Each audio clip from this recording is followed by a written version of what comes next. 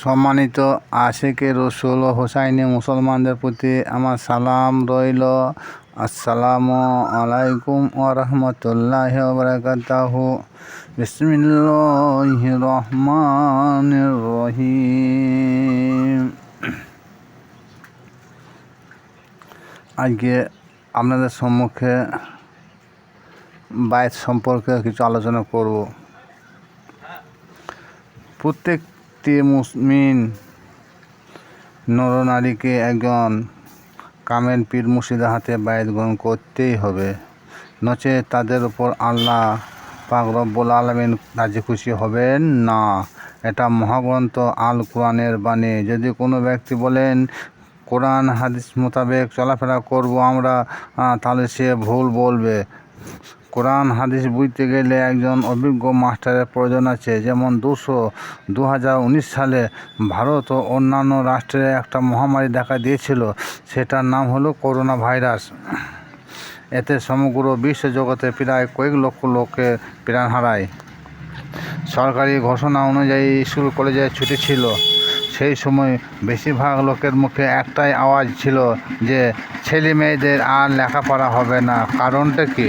কারণ হলো একটাই, যে স্কুল কলেজ সবই বন্ধ ছিল। ছেলে মেয়েদের লেখাপড়া না হওয়ার কারণ, স্কুলের শিক্ষক মশাইরা কি তাদের বইগুলো জমা নিয়েছিল? কে বলতে পারবেন? তাহলে গার্জেনরা বলে কি জানে যে লেখাপড়া হবে না? কোনো ছাত্রছাত্রীর বই স্কুলের শিক্ষক মশাইরা জমা নেয় নাই। সবার বই কিন্তু আপন আপন বাড়িতেই ছিল। তবুও কেন তাদের পড়া হয়নি? পড়া না হওয়ার মূল কারণ হলো সেই বইগুলো পড়বার জন্য উপযুক্ত মাস্টারের অভাব ছিল। তদ্রূপ কোরআন হাদিস যতই আমাদের বাড়িতে থাকুক না কেন, সেটা সত্যায়ন করার জন্য একটা মাস্টারের প্রয়োজন আছে। মাস্টার না ধরে যদি আপন মনে কেউ পড়াশোনা করে পরীক্ষায় বসে, তাহলে সেই ব্যক্তি পরীক্ষায় উত্তীর্ণ হওয়া খুবই কষ্টকর। স্কুল কলেজে পড়তে গেলে সেখানেও একটা মাস্টারের প্রয়োজন। ভালো মেকানিক্যাল লাইনে পড়তে গেলে সেখানেও একজন মাস্টারের প্রয়োজন। যে কোনো ব্যক্তির যে কোনো কাজ শিখতে ও বুঝতে হলে সেখানে একটা উপযুক্ত মাস্টারের প্রয়োজন আছে। কোনো ব্যক্তি যদি মনে করে আমি ডাক্তার বা ইঞ্জিনিয়ার হব, তাহলে যে কোনো বইয়ের দোকান থেকে একটা ডাক্তারি কিংবা ইঞ্জিনিয়ারের বই কিনে পড়লে সে ডাক্তার কিংবা ইঞ্জিনিয়ার হতে পারে। এখন তো প্রত্যেকটা বইয়ের দোকানে ইঞ্জিনিয়ারের বই পাওয়া যাচ্ছে, ডাক্তারের বই পাওয়া যাচ্ছে, ওকালতির বই পাওয়া যাচ্ছে। কিন্তু বই পড়ে ওকালতিও হয় না, ইঞ্জিনিয়ার হয় না, আর ডাক্তারিও হয় না। সেখানেও একটা মাস্টার ধরতে হয়, তাহাতে ডাক্তার বা ইঞ্জিনিয়ার হওয়া মোটেই যাবে না। ডাক্তারের বই থাকার সত্ত্বেও একজন অভিজ্ঞ ডাক্তারের কাছে শিক্ষা না নিলে সে কখনো ডাক্তার হতে পারবে না। তদ্রূপ একজন ভালো ইঞ্জিনিয়ার হতে হলে আর একজন পাস করা ইঞ্জিনিয়ারের নিকট হতে তাকে শিক্ষা লাভ করতে হবে। সেই রকম আল্লাহর কিতাব বুঝতে গেলে একজন আল্লাহওয়ালার ব্যক্তির প্রয়োজন। সেই আল্লাহওয়ালা ব্যক্তিরা হলেন আল্লাহর অলিগণ এবং পীর মুর্শিদগণ। একটা কোরআনের আয়াতকে যদি কেউ অস্বীকার করে, তাহলে কোরআন অনুযায়ী সে ব্যক্তি হাক্কা কাফের। কথাটা আমি বলি নাই, আল্লাহর মহাগ্রন্থ আল কোরআন বলছে যে আমার একটা আয়াতকে যদি কেউ অস্বীকার করে সে কাফের হয়ে যাবে।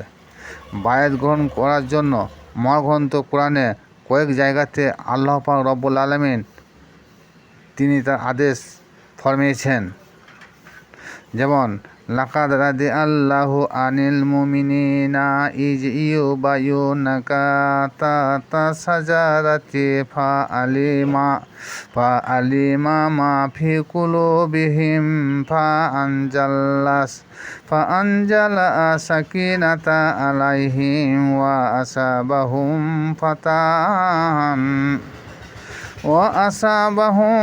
ফাতাহান কারিবা। অর্থ, আল্লাহ মুমিনদের ওপর সন্তুষ্ট হয়েছেন যখন তারা আপনার হাতে বায়াত গ্রহণ করেছে। আল্লাহ পাক রব্বুল আলামিন বলছেন, হাবিব আমি তোমার উপর খুশি, তাদের উপর খুশি হয়ে গেছি। কখন? যখন তারা তোমার হাতে বায়াত গ্রহণ করেছে। অতঃপর তাদের অন্তরে কী ছিল তা আমি জেনে নিয়েছি, ফলে তাদের উপর শান্তি নাজেল করলেন।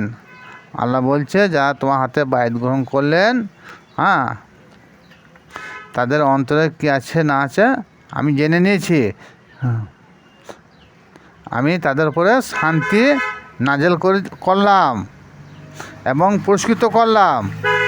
সূরা আল ফাতে আয়াত নম্বর 18।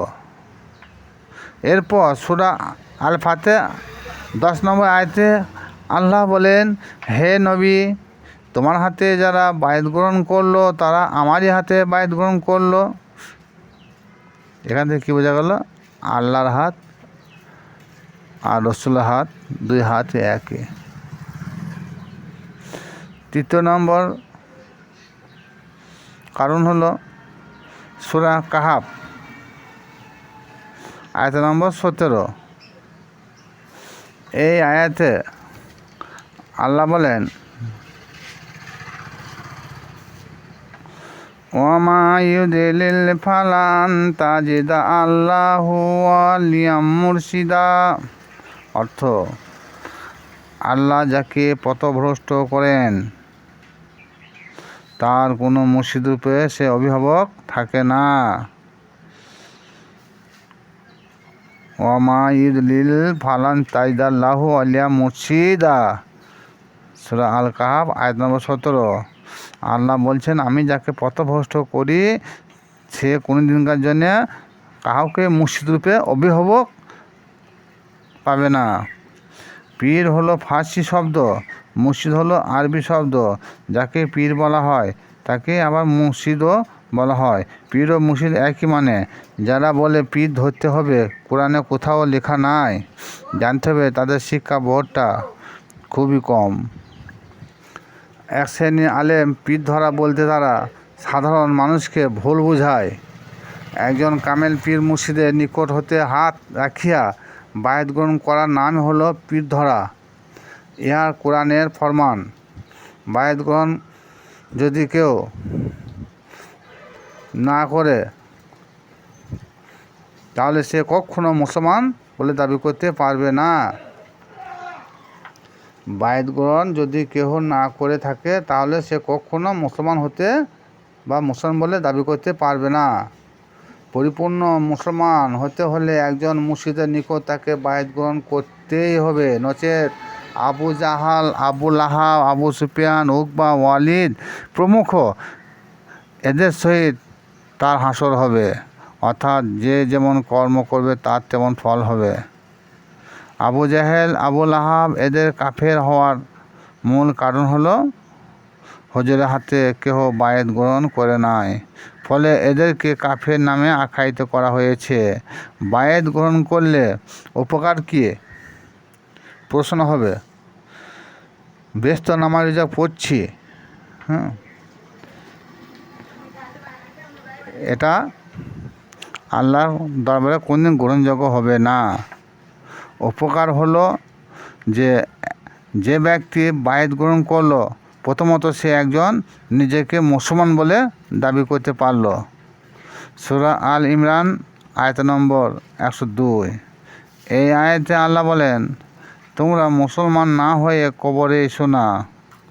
তারপর সূরা আল ফাতে এই সূরায় 18 নম্বর আয়াতে আল্লাহ বলেন, যারা বায়াত গ্রহণ করলো তাদের উপর আমার শান্তি নাজেল হয়। দ্বিতীয় নম্বর হলো আমি তাকে পুরস্কৃত করি। তৃতীয় কারণ হলো সে বিজয়ী হয়। এই উপহার গ্রহণ করতে হলে সালাত কায়েম করার আগে আমাদেরকে বা আপনাদেরকে বায়াত গ্রহণ করতেই হবে, নচেত তা সালাতই বা কে, রোজাই বা কে, কিছুই হবে না। বায়াত যারা গ্রহণ না করে মারা গেছে তারা কখনো মুসলমান হয়ে মরতে পারে নাই।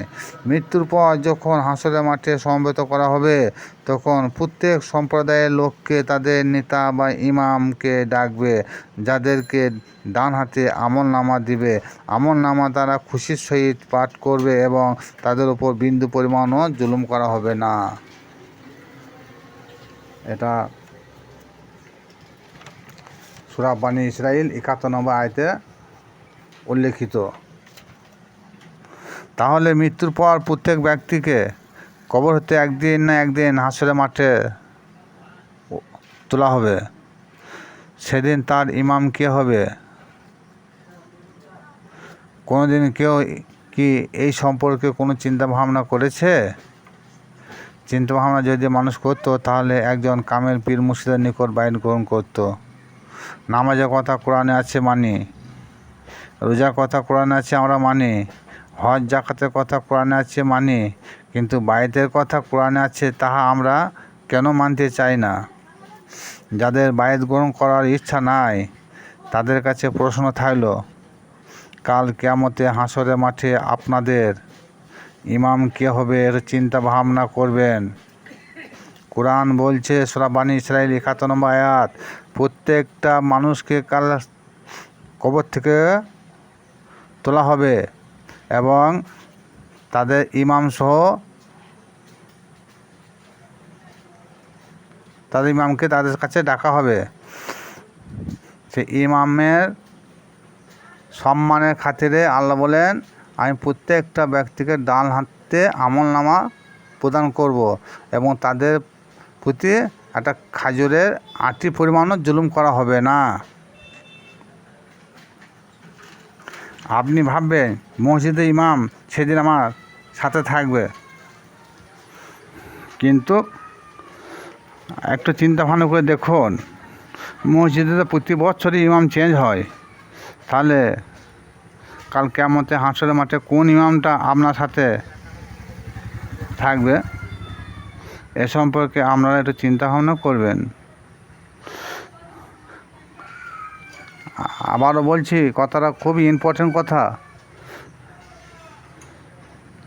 যে প্রত্যেকটা মানুষকে তার ইমাম সহ, যাকে নেতা বলা হয়, ইমাম হচ্ছে আরবি কথা, ইমাম বা নেতাকে তাদের সঙ্গে ডাকা হবে এবং সেই ইমামের সম্মানের খাতিরে ইমামের ওসিলায় প্রত্যেকটা ব্যক্তিকে ডান হাতে আমলনামা প্রদান করবেন। যখনই আমাদের হাতে ডান হাতে আমলনামা আসবে তখনই আমাদের বুঝতে হবে যে আমাদের খুশির খবর আছে। তখন বান্দা সে খুশির খবর পড়ে সে হাসতে হাসতে সে জান্নাতে প্রবেশ করবে। আল্লাহ বলছে তাদের প্রতি আমার বিন্দু পরিমাণও জুলুম হবে না। বা খেজুর আঠির যেটা ফাটল থাকে, সুতুর সঞ্চয় একটা ফাটল থাকে মাঝখানে, সে ফাটল পরিমাণও তার উপর জুলুম করা হবে না। মান লাইসা লাহু সাইখুন ফা সাহ খুহু শয়তান, এটা হাদিস। দেখুন, মান লাইসা লাহু সাইখুন ফাসা খুহু শয়তান, অর্থাৎ যার পীর মুর্শিদ নাই তার পীর মুর্শিদ হলো শয়তান।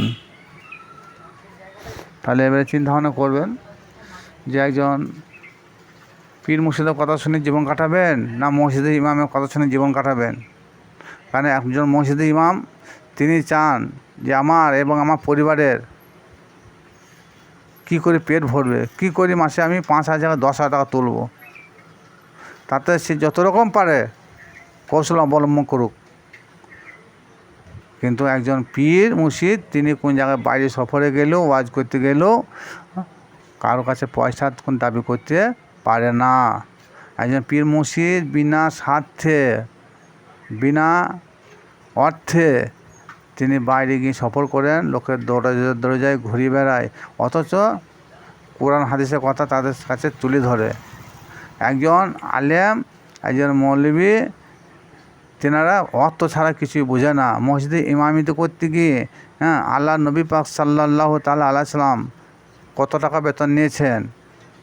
এটা জ্ঞানী গুণীদের কাছে আমার প্রশ্ন থাকলো যে আল্লাহ নবী যে মসজিদে ইমামিতে করেছেন, নামাজ পড়েছেন, তার বিনিময়ে কোনো যৌতুককে দিয়েছেন না কারো কাছে তিনি নিয়েছেন? আর বর্তমানে আলেমরা কী করছে?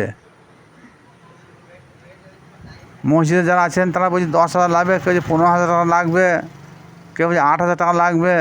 জলসা করতে যাচ্ছে, কেউ বলছে 20,000, কেউ 30,000, কেউ 40,000। কোরআন বলছে ওয়ালা তাস্তারু বিআয়াতি সামানান কালিলা, আমার কোরআনে আয়াত তোমরা স্বল্প মূল্য হলেও তাতেও তোমরা বিক্রি করেও না। তাহলে এখান থেকে বোঝা যাচ্ছে স্বল্প মূল্যেও তোমরা বিক্রি করো না, তার মানে কোনো মূল্য নেওয়াই যাবে না।